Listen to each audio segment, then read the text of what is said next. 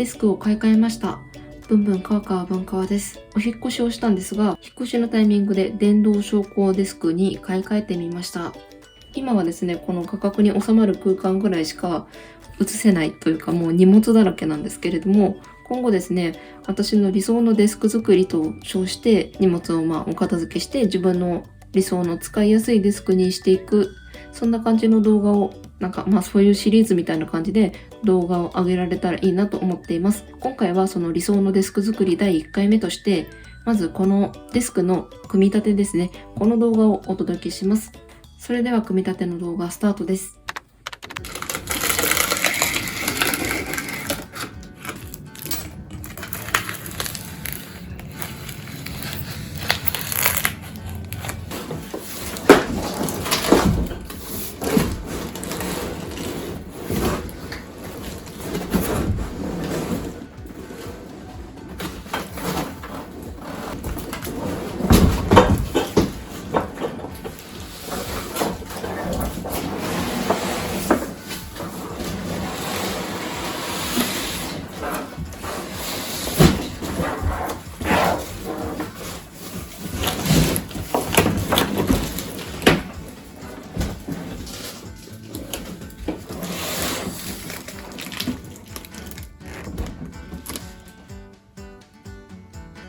こういうのを買ったんですけど、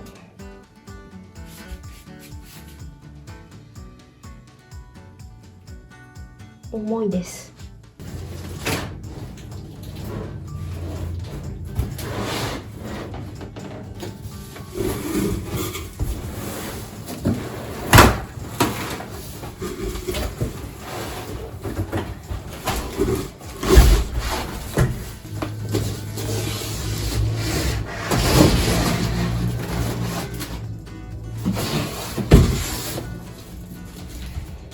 足のパーツの一部ですけど、これだけでも結構重いですね。それでは作業開始です。フレキシスポットっていう電動昇降デスクですね。これを組み立ててきます。結構重いらしいんですけれども、頑張ってみます。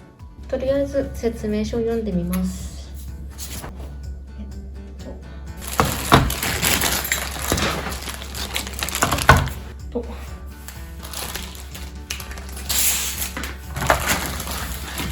A、B、C、D、A が4つ、B が1、2、3、4、5、6、7、8、C1、D1、よし。で、部品天板があって、足が2つあって、支柱があって、ケーブルバンドもあって、電源コードがあって、アダプターケーブルもあって、コントロールパネル。コントローラー用のネジ、どっかにあるでしょう。ステップ1、支柱の組み立て。支柱の長い方と天板短い方を平行にしてください。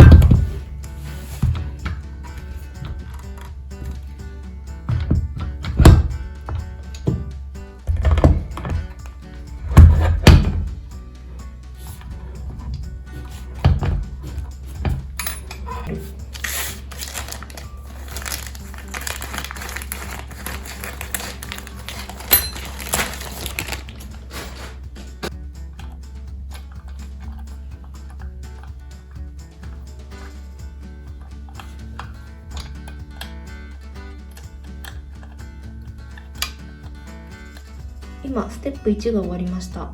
次がステップ2で足の組み立て。足と支柱を取り付ける。 B を C で付ける。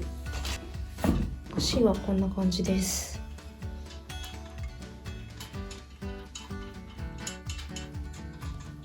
ある程度は手で締めて、最後の固定だけ六角に頼みます。私は別売りのキャスターを購入しました。これ重たいので組み立てた後に後からキャスターつけるって多分相当大変なんですよね。なので先にキャスターを購入しました。これつけちゃいます。キャスターはこれを外してあげて、ちゃんとこの閉めるやつがついてました。手だけじゃ不安ですからね。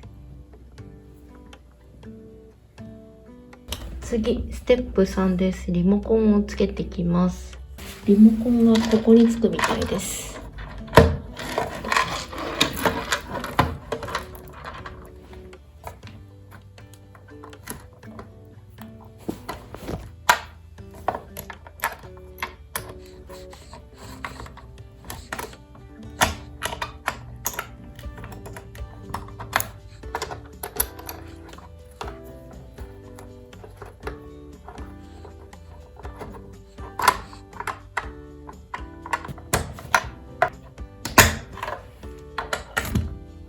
ステップ4、各ケーブルをアダプターに接続します。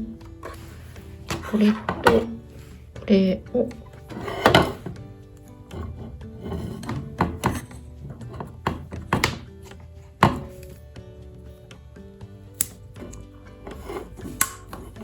つけて、でこれを挿して電源コードと M1 を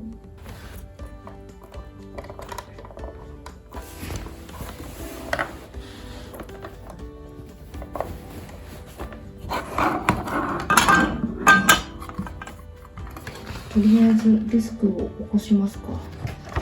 一応組み立てできました。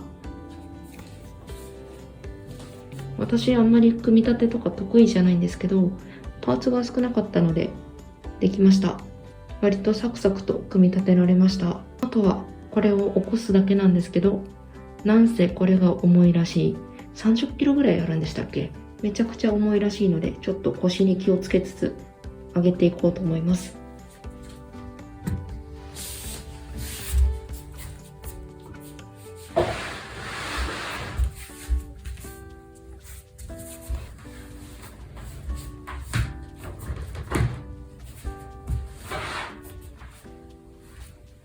このまま持ち上げてみようと思ったんですけど、やっぱめちゃくちゃ重い。頑張って持ち上げようとしてどうにもならなかった時に、フラットのまま作業すると指挟んじゃうんで、とりあえず引き掛けのフローリングマットをこことこっちに何枚か引いて、この下に隙間を作りました。自分の指が挟まらないぐらいの隙間です。とりあえず安全確保はできたので、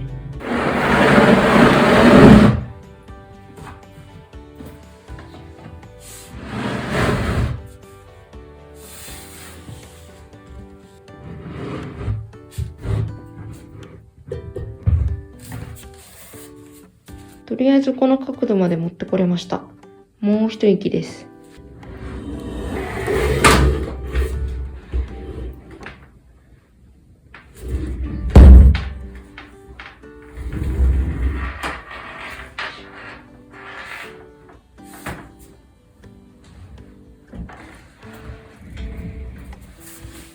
なんとか起き上がらせられました。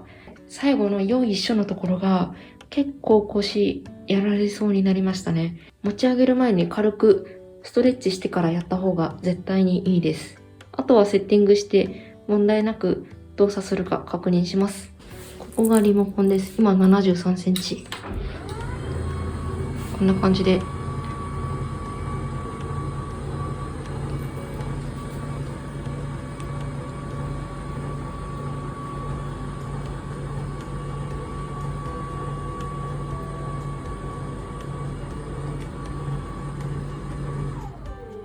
123センチまで上がりました。私は身長157センチなんですけど、123は高すぎますね。こんな感じになっちゃうので。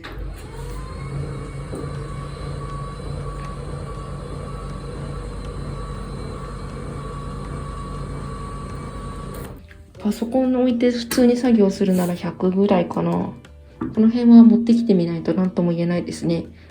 とりあえず証拠は問題なさそうでした。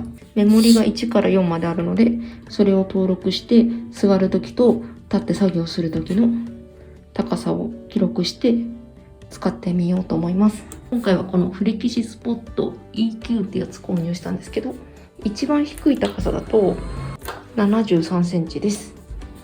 デスクチェアを用意してないので、そのうち調達します。